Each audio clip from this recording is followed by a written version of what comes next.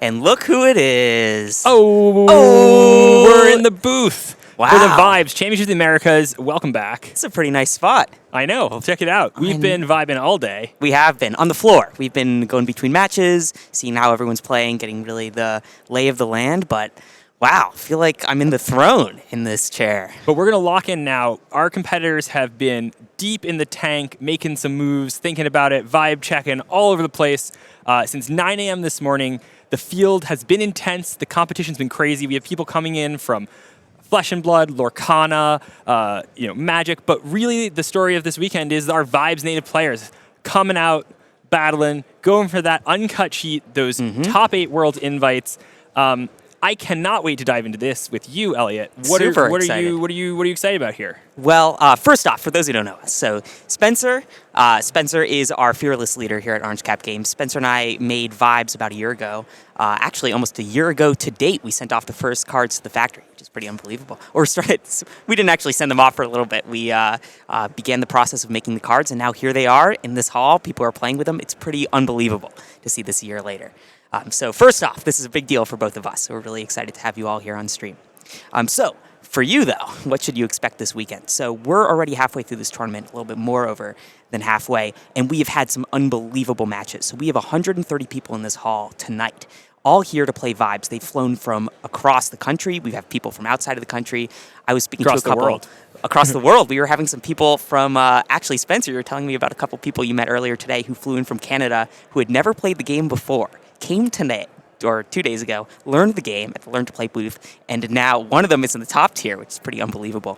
So we have a really dedicated group of players that are here battling it out. Some people never played a trading card game in a competitive setting But before. many people played lots of trading card games. This is, sort of the Championship of the Americas. We had people from all sort of different walks of life.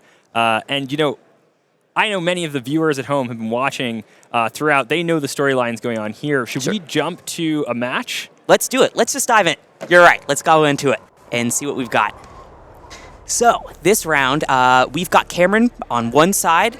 Cameron is running a deck that is a modified version of the red deck, a red intro deck, but based around a penguin that we have seen a little bit of in some previous content that people have been doing, Red Mega Penguin. Spencer, could you tell us a little bit about what this deck does? Certainly. So I would say on the Stack of Vibes deck, this is probably one of the hardest decks to play, and I'm excited to see Cameron pilot it. Red Mega Penguin is the heart of this deck. You can choose Red Mega Penguin. Anytime you choose it, it copies things like have an Encore, as well as some of the other actions. Trustfall are quite good with it. Bearish Sentiment also very good against Bunkus. The Misplaced Forgetter of Things is kind of a spicy addition, and a Hit the High Note. That's not a card we're going to see a lot of this weekend. But that's a spicy tech card for sure. Only 2 put on a shows. We've seen a lot of big green decks this weekend. Put on a show being a removal action that lets you ice large penguins. I think most of the version of the red deck that I have seen play a lot more copies of that card. And have an Encore. Drop in Attention. That is a card that we certainly have not seen a lot of. Coming out of the red intro deck as well, but making its way into the Championship of the Americas. Let's see who Cameron's playing up against this round. Lofi. And Lofi. Someone who you have probably seen and heard of before, if you watch Vibes. Absolutely. In fact, that deck that we just saw is probably a modified version of a deck that Lofi put together. Lofi is just an unbelievable player. We've seen him before on the stream not too long ago, winning his match. He is piloting a deck that many people did not expect him to be entering this tournament with. This is a green aggro deck that we had seen before. He made a couple of videos that outlined some of the basis of this deck. But Spencer, could you tell us about some of the changes that he may have made from the deck list? Certainly. A card that I want to call out here is Bounce House Rod. I had a conversation with Lofi yesterday, and he said it took him a really long time to come around to this card. He thought it was bad, but when you're winning lots of vibe checks, it is an important card because it gives you that card selection from down in your rod zone. What a twist. Obviously an answer to a lot of these caffeine decks that have been running around. We see the 1-Up Bunkus. I think that's a theme this weekend. And Misplaced. Misplaced being probably the strongest answer to the Bizbunk deck, the almighty Bizbunk that we see running around. Another crazy one here, 4 Romulus. Romulus Who Roams. That is not a card that we necessarily see that many of. overall, again, a starter deck card, but absolutely a powerhouse. And importantly, at 12 Vibe goes above a lot of the other cards that we're going to see. There's a lot of 10 Vibe Penguins. There's not a lot of 12 Vibe. So I'm excited to jump into this match. Should we jump into it? Let's do it.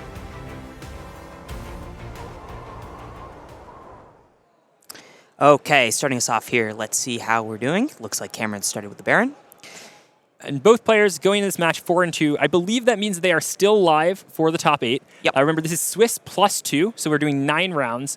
In a traditional, maybe tournament for a lot of other games, which are best of 3, you might expect Swiss, general Swiss pairings. X2 usually is not that live for top 8, but they're very much so. Both of these players, strong players. Cameron, coming out of the New York area as well, played a lot of this game, drawing their opening hands. Another card that we didn't talk too much about when we were looking at the deck list, but is a powerhouse that has come onto the scene recently in the ladder, is Everybody Stay Clam. This is a card that flops all penguins and draws a card. This is a way to keep the Baron on a turn when you may otherwise lose it if you've already got it, right? So you might have not the highest vibing penguin, but you can win the game if you've gotten 15 on your turn. And what a twist straight down for Lofi.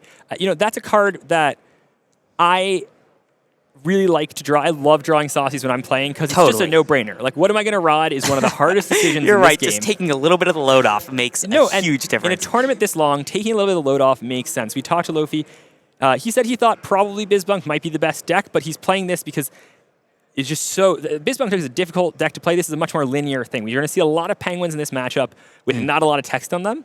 But this is an important part of any metagame, I think, is having a deck that really polices, all right, can you go over the top of just hitting the curve, right? Absolutely. And this is a deck that will hit its curve. We see, on one side a flopped penguin for 2. On the other side, we have a 4-vibe penguin for 2. That is very archetypal of kind of what's going to be going on in this matchup. Sure thing. See Lofi checking the rod that he's drawing before rodding it is important because he's got a lot. Not only does he have a lot of saucy actions, but as we talked about in the deck tech, those bounce castle rods are very relevant. And it's important for him to know what those face down cards are. Sure thing. You're totally right, Spencer. What some of our viewers may have missed here, we're now moving into turn 3. He's put down a What a Twist, which is a great utility card here. We were talking about the Everybody Stay Clam that Lofi has in his deck.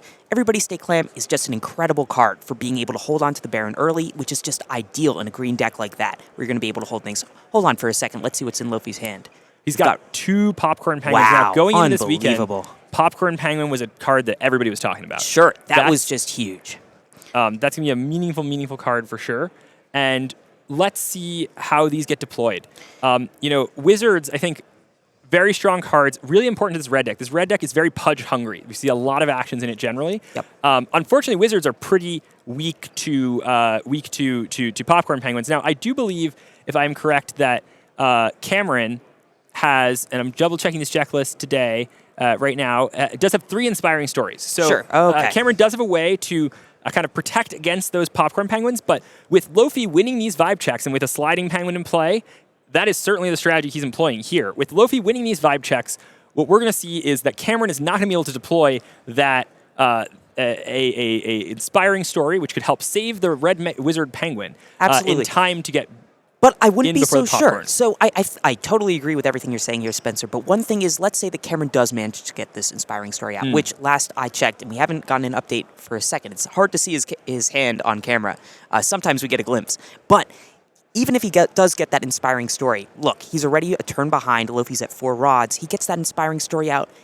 Look, Lofi's base, he's got Sliding Penguin, he's got Blossoming Penguin. Those are 4-vibe penguins. Those are things that are going to overshoot that level. Popcorn would have to eat itself, but he'd still have a little bit of protection there. And in case Cameron's running any of his popcorns, that would kind of push him over that level and kind of provide a little bit of a stopgap there. Looks like we're moving into action time here. We've got Sliding Penguin. It looks like Lofi has put that buff on itself. And looks like they're determining if they're going to pass. And great. Looks like we have a winner of the action time determined. And we're going to continue. Now, with Tohpi accelerating like that, he is in a perfect position to play that popcorn. Yeah. Now, I wonder what Cameron is holding on to here. And if we can get a look at the hand, we can see, all right, he's holding the cards close to the chest. Okay. Doesn't want us to leak anything on stream. Okay, we've got a glimpse of it. We've got a Trust Fall. We've got another wizard. It looks like a Screaming Penguin. Sure. A Drop in Attention. A Ribbon Dancing Penguin. So Cameron certainly got a lot of things to play with here. And there it is. That's that popcorn we were talking about. Penguin. That is a pretty good answer to another Popcorn Penguin. Is Popcorn Penny and Popcorn Penguin.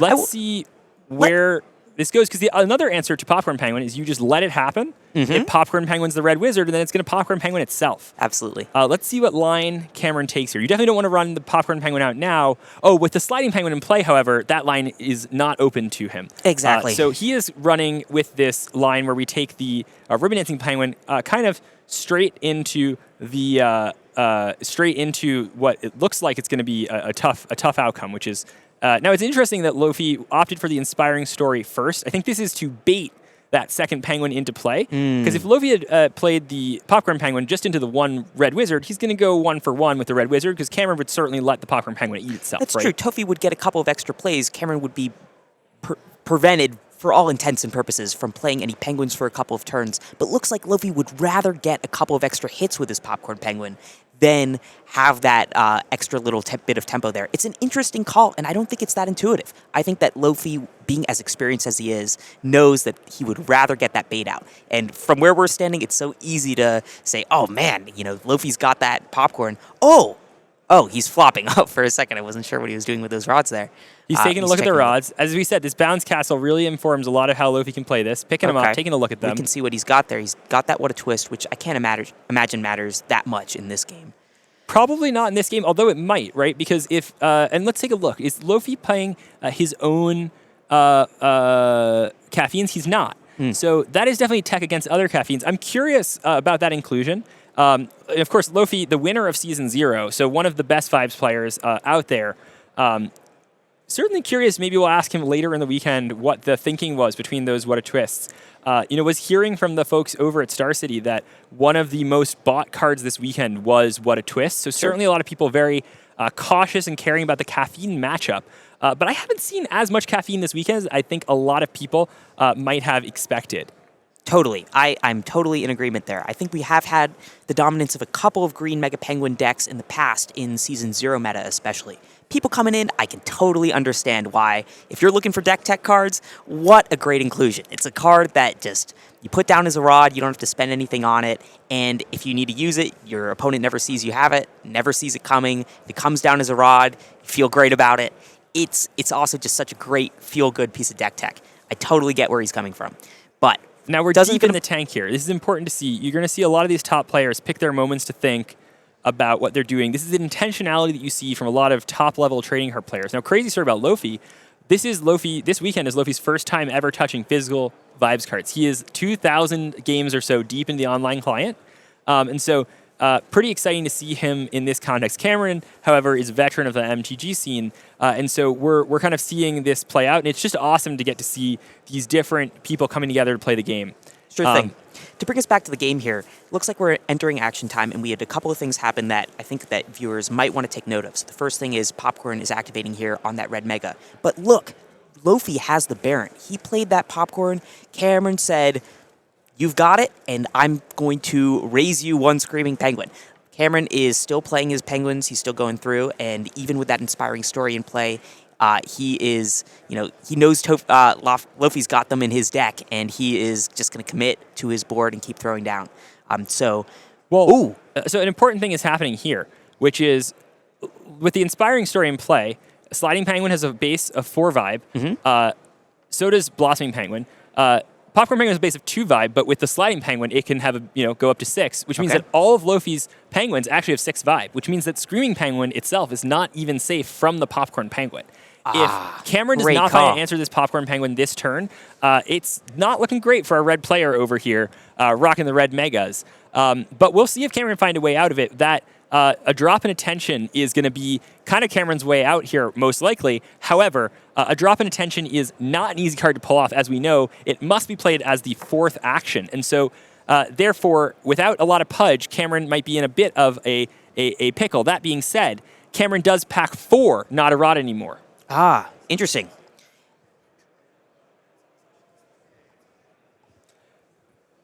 Okay, and looks like Lofi is checking his rods to see where we go from here. Fascinating. So with a drop in attention, let's talk a little bit about where that leaves us. So a drop in attention is a card that Cameron has had in his hand since the opener or near opening. That is got to be his out here. Lofi has been luring Cameron for a couple of turns pre-playing that Popcorn Penguin. We have already discussed that. Getting extra things on the field so that Popcorn can eat them up. It was a great play, and it looks like Cameron has submitted to the fact that that's going to be happening for the next few turns if he even has an out. But at the same time, for even longer than Lofi has had the Popcorn, Cameron's been doing the same thing on a bigger scale. He's had that drop in attention. He's known, look, I've got this out. Lofi, I want you to play as many things as you possibly can on board, and if I can get that out, I can just eat everything away. But what's been interesting here is Cameron has continued to play some cards that it's not that intuitive he would have played. Having that Screaming Penguin, he could have held it pre the drop in attention. But it's all about kind of balancing, keeping Lofi on the line before that board wipe comes out, making him continue to think that Cameron's going to get into that play, and also having that pudge production to be able to play a drop in attention, because even though it costs 1 red, playing all of those red actions ahead of time can be an expensive endeavor, especially if you're not running Have an Encore, which we'll have to cut back to the deck list shortly, but I'm not even sure I saw Cameron There is a Have an Encore. So Cameron does have the ability to unflop his penguins.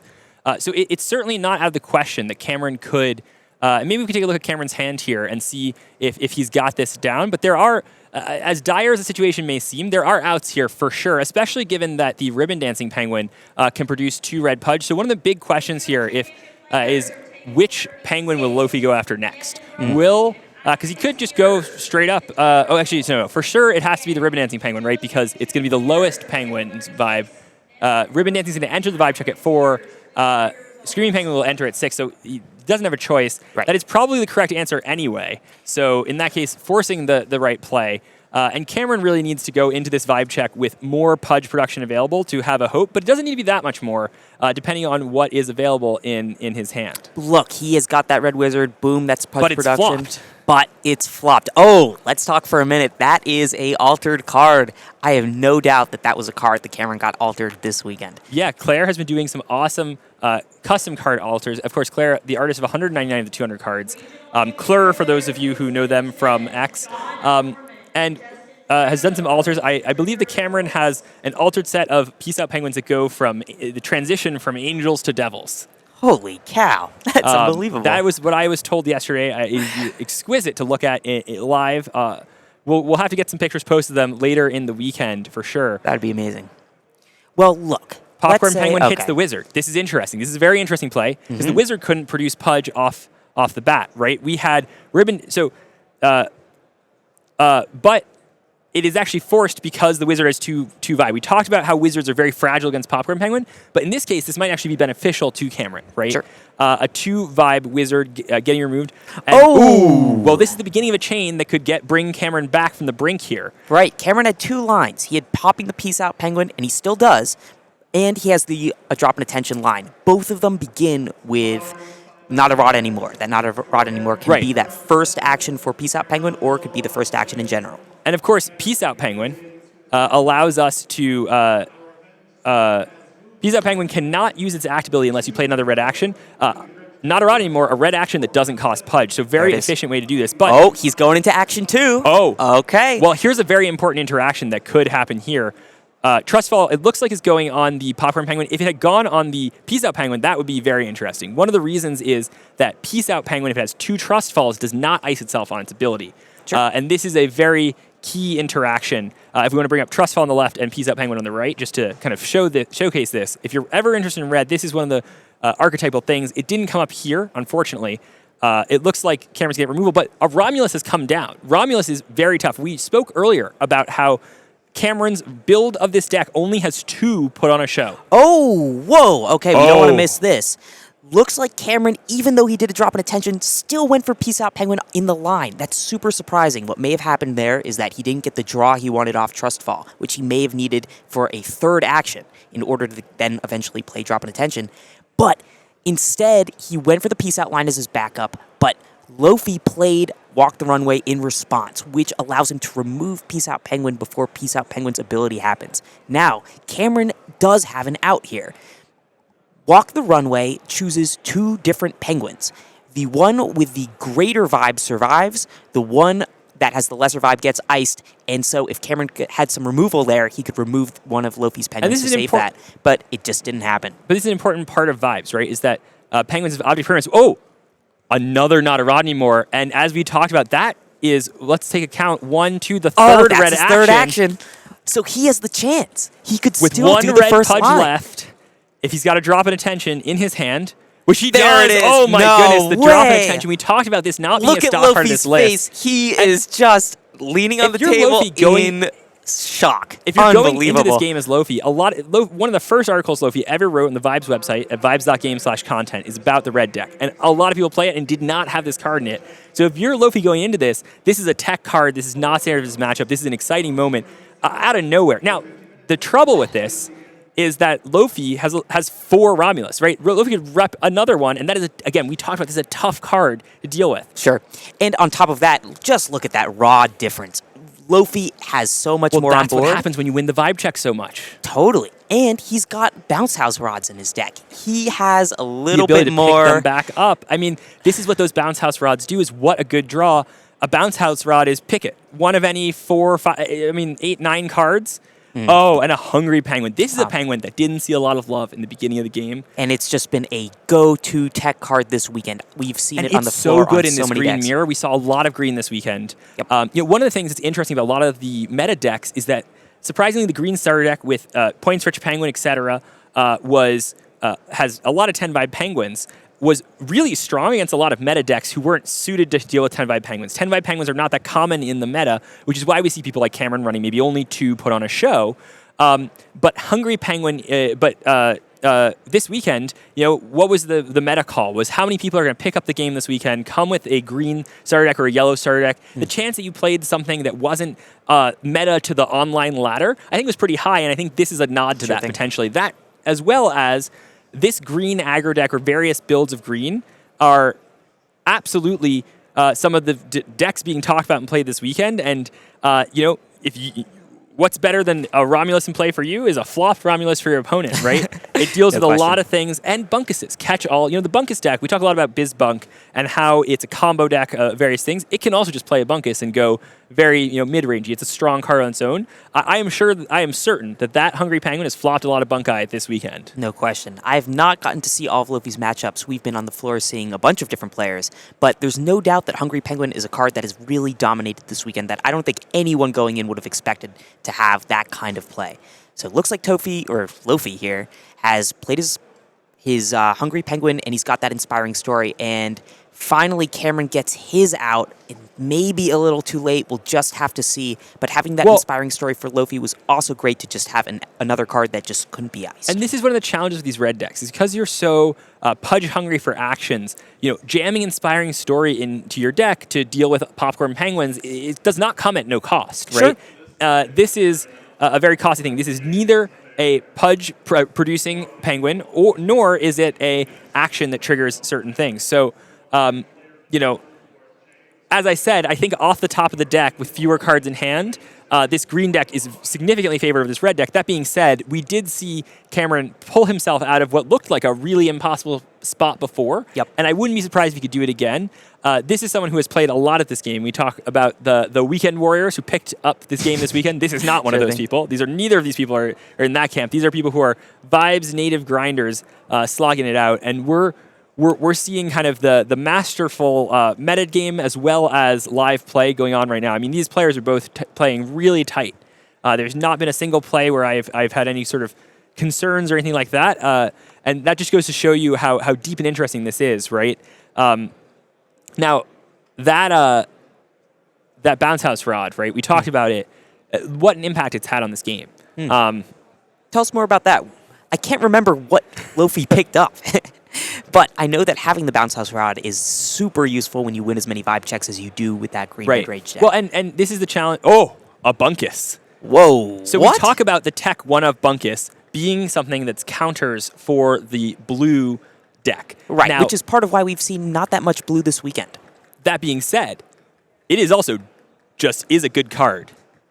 Sure thing. Now, that's something that I would not have called in a million years that Cameron would have gone for And it's Bunkus. to be great here, especially as a follow-up to a Drop in Attention. Drop in Attention, getting more cards in your ice and your opponent's ice makes a Bunkus kind of really be a meaningful thing, right? Sure thing. I wouldn't say necessarily that we have the confidence in this booth that Bunkus is going to be the saving grace here. It really may also just be Cameron's one of his last options in play. I think time will tell if that ends up being the play here, because one with of that the hungry only penguin, ways that Cameron can get a penguin that is bigger than a Romulus is a Bunkus. However, as you're pointing out, this hungry penguin means if it does ever get bigger than the hungry penguin, it's in for a world of hurt. Now, that inspiring story, funny enough, boosting the hungry penguin means the hungry penguin won't be able to boost it for quite a while. I think it looks like we have 4 penguins in the ice for Bunkus, giving it 8 vibe, Sure. which I believe ties it with Hungry Penguin's well, vibe. actually, because both of them have inspiring story, we can expect They that both have extra expiring bump story. That's there. right. That's right. So Hungry Penguin can flop Bunkus here. It doesn't save him. You're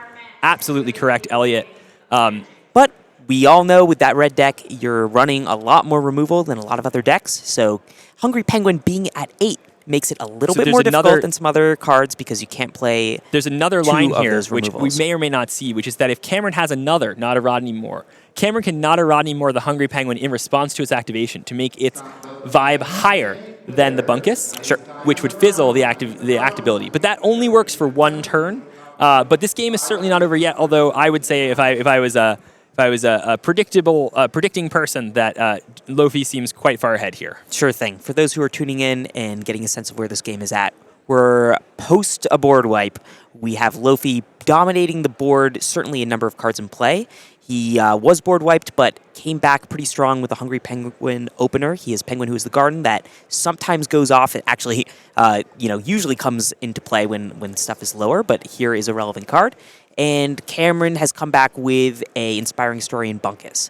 Where we're looking to go, where can Cameron get? Well, there is that Not a Rodney Moore. There is that. If you're Cameron, ironically, you really want more penguins in your ice, and there's not a lot of ways to get them there. Absolutely. Now, you could removal your own stuff. You could also use that removal to try to get rid of that Hungry Penguin if you have the appropriate removal. Now, here's an issue for Cameron. If you want to get out of this and you're in red is flush with removal. You've got Sunburn a Penguin, you've got Put on a Show, and neither of them hit Hungry Penguin plus Inspiring Story. At that 8 vibe mark, you're just a little too tall for Sunburn a Penguin, a little too short for Put on a Show. You could get out of it with a Peace Out Penguin plus an action. That might be what Cameron needs to look for here. Well, and we saw as well, Cameron in his hand at one point here had a misplaced Forgetter of Things, right? And so we've got a purple penguin, a blue penguin, and 2 relics. Those are not red Pudge producing cards. That's a great point. And he's stuck now with what looks like 2 red actions in his hand and no way to play them, right? And that's, again, this challenging position that he's put himself in. And he knows it. You see that grin on Cameron's face. He knows that he is here because he's the one who board wiped. He got rid of all the red penguins. But that's the power of Popcorn Penguin, really, is the story of this game. Now, if you're Cameron, however, you can't be too upset because Cameron is also playing Popcorn Penguins. You saw one in his hand earlier. I believe it actually became a rod, interestingly enough. Interesting. It's interesting that he made that call. It seemed to me that if, I guess that red Pudge production issue is certainly after the board wipe, that's a tough one to deal with. But now that we're coming towards the end of this game, with Lofi out, let's count those rods. We've got 4 up there, 2, so 6, 7, 8, 9, 10, 11, 12, 13 on board. Hungry Penguin flopping Bunkus. And there we go. That's the game. That's the game. What a great matchup between 2 great players. It's interesting to see red. I think this is not the recon of the red deck, but Cameron, certainly one of the more skilled red players, but just couldn't get past that start. And red has historically really had this issue with big vibe penguins. Red was probably one of the strongest decks until Green Mega Penguin became a big part of the meta.